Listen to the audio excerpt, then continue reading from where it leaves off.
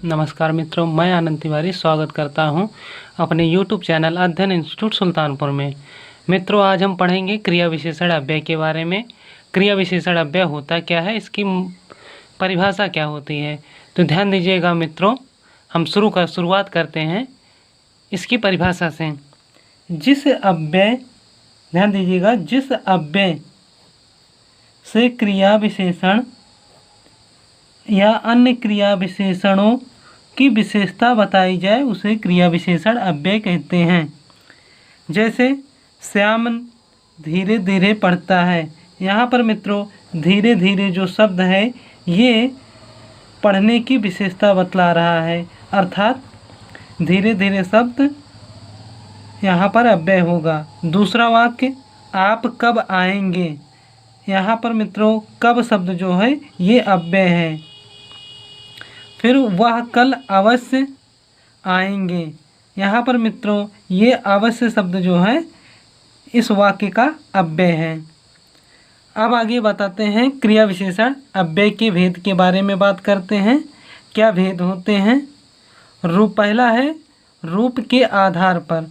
मित्रों, रूप के आधार पर क्रिया विशेषण अव्यय के 3 भेद किए जा सकते हैं, जो क्रम से हम आपको बताते हैं।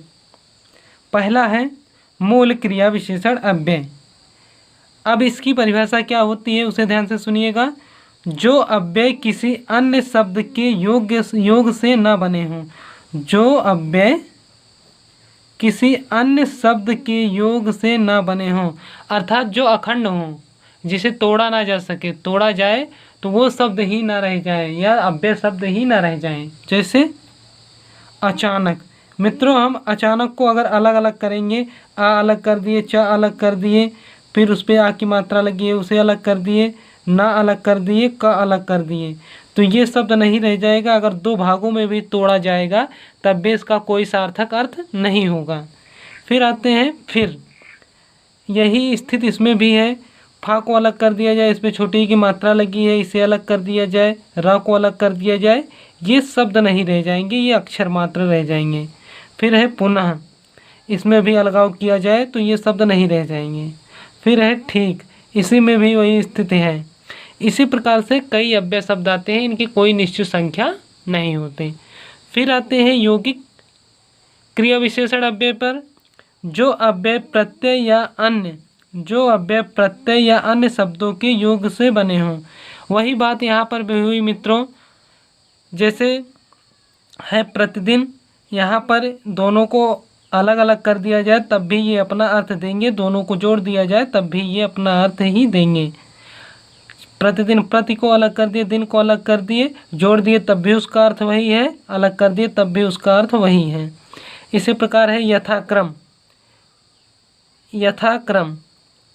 यथा को अलग कर दिए, क्रम को अलग कर दिए, यथाक्रम दोनों अपना अलग अलग अर्थ दे रहे हैं, दोनों को जोड़ दिया जाए तो वही अर्थ देंगे। जैसे फिर आगे है जहाँ तहाँ। ये 2 अलग अलग शब्द हैं, दोनों का एक साथ वाक्य में प्रयोग किया जाता है। इसी प्रकार और भी शब्द हैं। फिर आते हैं, बात करते हैं कारण क्रिया विशेषण अव्यय के बारे में। ध्यान दीजिएगा, जो अव्यय कारण या उद्देश्य से बतलाएं। क्या बतलाएं? कारण या उद्देश्य से बतलाएं। उसका उदाहरण हम आपके सामने प्रस्तुत करते हैं। जैसे हम बोले वह खाक पढ़ेगा, मतलब यहाँ पर पढ़ने का कारण जो है ये खाक, मतलब क्या पढ़ेगा, वह खाक पढ़ेगा।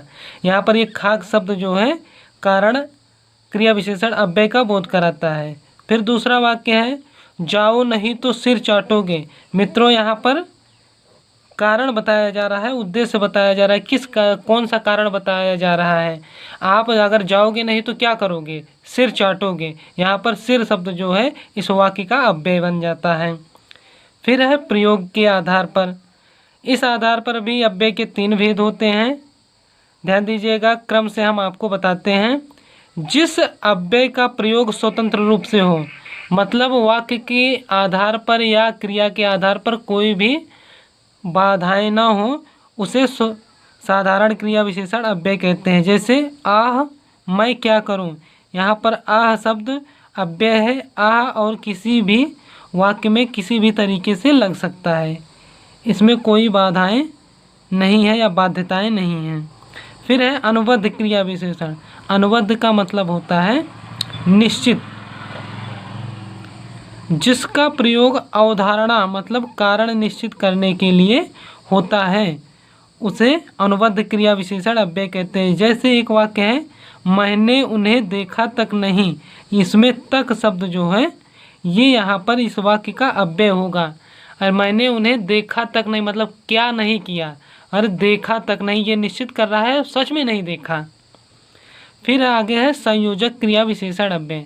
मित्रों, संयोजक क्रिया विशेषण अव्यय, ये संयोजक का मतलब होता है संयोजन अर्थात जोड़ना। जो जोड़ने का कार्य करता है उसे संयोजक क्रिया विशेषण अव्यय कहते हैं। ध्यान दीजिएगा, यहाँ पर दो बातों को एक साथ जोड़ा जाएगा अव्यय के माध्यम से। है ये, जैसे एक वाक्य है, जहाँ न पहुँचे रवि वहाँ पहुँचे कवि। मित्रों, ये जहाँ और वहाँ शब्द दोनों शब्दों को, दोनों वाक्यों को, दोनों बातों को जोड़ रहा है। जहाँ न पहुँचे रवि वहाँ पहुँचे कवि। मित्रों, ये एक मुहावरा भी है, जहाँ पर सूर्य की किरणें या प्रकाश नहीं पहुँच पाता, वहाँ पर लेखक या कवि की कलम के माध्यम से उसका चित्रण किया जा सकता है। मित्रों, ये क्रिया विशेषण अव्यय के दो प्रकारों के बारे में आज हमने पढ़ लिया, रूप के आधार पर विभाजन और प्रयोग के आधार पर। और कल पढ़ेंगे अर्थ के आधार पर क्रिया विशेषण अव्यय का विभाजन। तो मित्रों, वीडियो अच्छी लगी हो, समझ में आया हो तो लाइक शेयर कमेंट ज़रूर कीजिएगा।